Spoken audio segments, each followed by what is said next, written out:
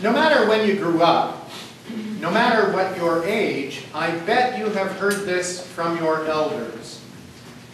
The world is changing so fast. Too fast. I can't keep up.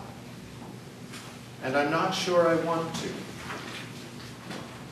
Well, that's okay. Every one of us grows up in a distinct context.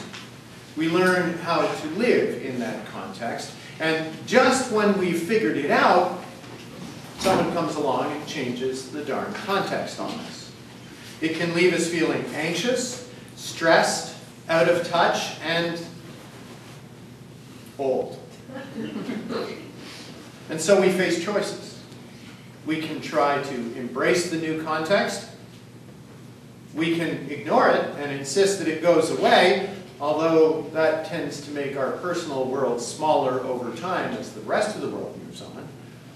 Or we can try to adapt, at least a little bit, accepting the parts that work for us while still trying to preserve the old ways that have comforted and sustained us for so long. During my sabbatical leave, I have been wrestling with my own anxiety about this changing world and about how technology is changing religion and congregational life particularly. And I was fortunate right at the very beginning to attend 2 intensive courses at my old seminary in Chicago, one on digital spiritual literacy and the other on Unitarianism in a post-denominational age. How academic.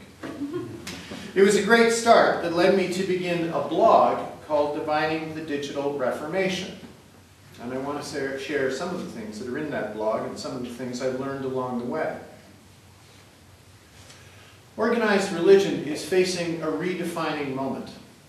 Another reformation, if you will, called the Digital Reformation by one author. It's about more than technology, but technology is the catalyst. Unprecedented volumes of information and the means to apply it are readily available to anyone who is willing. Sitting in a restaurant, disputing the year that the Berlin Wall fell, look it up on your smartphone. And while you're at it, buy tickets for the movie you want to see after dinner, and oh, you may as well check in for your plane flight tomorrow.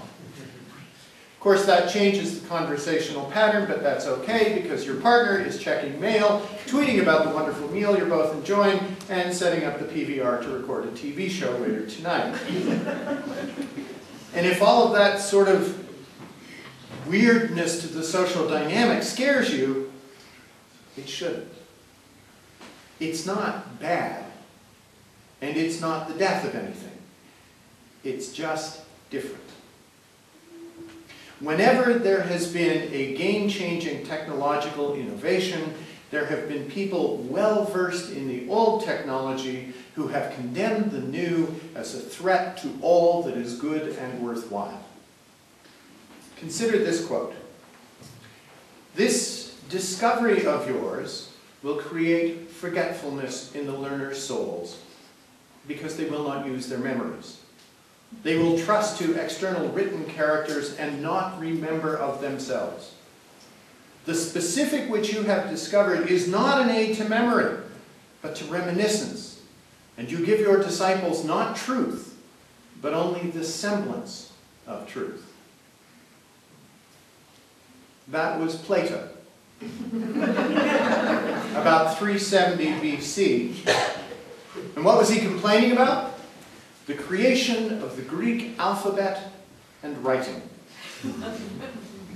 The irony, of course, is that it was recorded in writing by Socrates.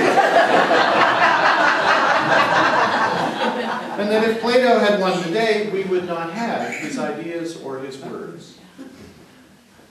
As a young minister over 2 decades ago, I spent an hour a day on the telephone. These days, it seldom rings more than 4 times a week, and at least one of those is a robocall. These days, I spend at least an hour a day on email instead, but even that is changing. Last November, I was traveling for business, and nevertheless, I had significant interactions with 2 parishioners. One over Skype instant messaging, and another by text message. Now, the first person was someone my age, and the other was a 24-year-old. The first one took place over about an hour of texting or of messaging back and forth to each other as we worked through an issue in her life. The second lasted about 10 minutes. It had to do with a crisis interaction with someone on a bus. At the end, both felt effective to me, and that was later confirmed by the two people involved. Now, I related this at the meetings I was at, and some colleagues were shocked that real pastoral care could happen in such a way. It was too removed. It wasn't face-to-face enough. You weren't holding their hands or gazing into their eyes. I don't know. What I do know is that individuals called on me to adapt my ways of doing things and to do ministry in a way that would serve them in a way that made them comfortable. Unusual? Perhaps. But then 2 months later, Peter Morales issued his manifesto asking us to attend to the uses of social media that are rich and flexible. Technology is critical to connecting people today. Or as a pastoral care professor once said to me 30 years ago, when you go into a hospital room, your comfort doesn't matter much. It's the needs of the person in the bed that matter. Morales suggests that we revision ourselves into a movement caring for the people in the bed, whether they're members of our churches or not. He's doing it for exactly the same reason, so that we can focus on how we can serve more people in more diverse ways, rather than focusing on building and maintaining our congregations as they are. And this poses critical questions for our congregations. The first is, what is our purpose? Well, you've just developed a new statement here, which is great. And parse it, and I think you'll find it has ideas about supporting communication, mutual support opportunities for exploration, and a couple of other things, reaching out into the world. Well, those goals will serve you no matter what model you choose to follow. So the second question becomes, for whom will you do this work? And that answer defines your target market and defines how you're going to do your business. Now, the congregational model offers a viable choice of serving the people who have always been served and anybody else who makes their way through the door. And that's fine, but I think you'll agree that in this changing world of ours, that's maybe not a long-term growth strategy, to rely on what we've been doing. We have to learn how to serve the needs as expressed and perceived and felt by people outside of our boomer generation. Forgive me if you're not quite in the boomer generation, but it's a good place. And even the Gen X, Y generations. And that might be a challenge. The world of young people today is just plain different. Kathy's story illustrated that. In January, I got to spend some time also in sessions with Teresa Kiely, who is the head of congregational services at the UUA. They teach everybody how to do everything. And every 10 years or so, there is a large multi-faith American survey about religious attitudes. All churches, all denominations, thousands of people interviewed. She had just begun working with the 2010 data, which was recently released. And here's a paraphrase of what she said. The year 2000 data taught that healthy congregations were large, multi-staff, multi-program institutions. For 10 years, I have been teaching UUs to staff for the congregation they want to become. The 2010 data shows that doesn't work so well anymore. Large churches of every stripe are bleeding members. Mega churches are becoming unstable, and some of them unsustainable. Life isn't linear, and the pendulum is swinging again back to smaller communities. And here's the direct quote as Teresa laconically described discovering that what she has been doing for the last 10 years doesn't work anymore. Shoot.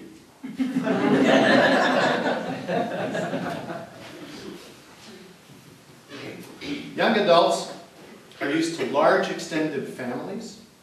Their boundaries are permeable. Their idea of membership is flexible. These large extended families that they have grown used to often include step-relatives.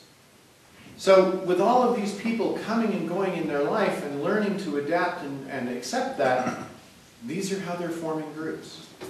So for people with that kind of idea of what family is, family-sized church is not an idea fraught with as much negative meaning for them as it has been for many church leaders today, who use that when they are concerned about control of a church resting in the hands of a few gatekeepers who will not let go. Small bodies might actually be the key to our strength in the years ahead. And from the rest of Teresa's excellent analysis, religious life for millennials, which she grouped as 15 to 35, not everybody's grouping, religious life for millennials is different. It is still important for them, but it's not necessarily tied to institutions or institutional financial or volunteer support, as we have known it. People are finding religious community in small groups. Yay, we have those. In casual settings and in social settings. They are less frightened about discussing spirituality with friends than previous generations were. There's a greater tendency for these younger folks to connect in affinity groups. Circles form as needed and last only as long as needed by the group. The idea of commitment to, say, a 2-year church board membership appointment is not so much on their radar. But the notion of service is critical. Apparently, all U.S. school kids engage in some kind of service projects during their education. It has become an expectation of young people to give back in some way. And so, religion has to provide that opportunity as well. This generation is culturally diverse, and they assume diversity is the norm. They tend to be urban, connected to each other and to other generations, often living at home much longer than their parents ever expected. They are not a generation that has rebelled, probably because this parenting generation has placed so much emphasis on relating to kids and spending quality time with them. They have been well nurtured and have experienced diversity in schoolmates. They will have an intolerance for intolerance. And of course, these are generalizations, and you must take them for what they are. But here's something else that I learned.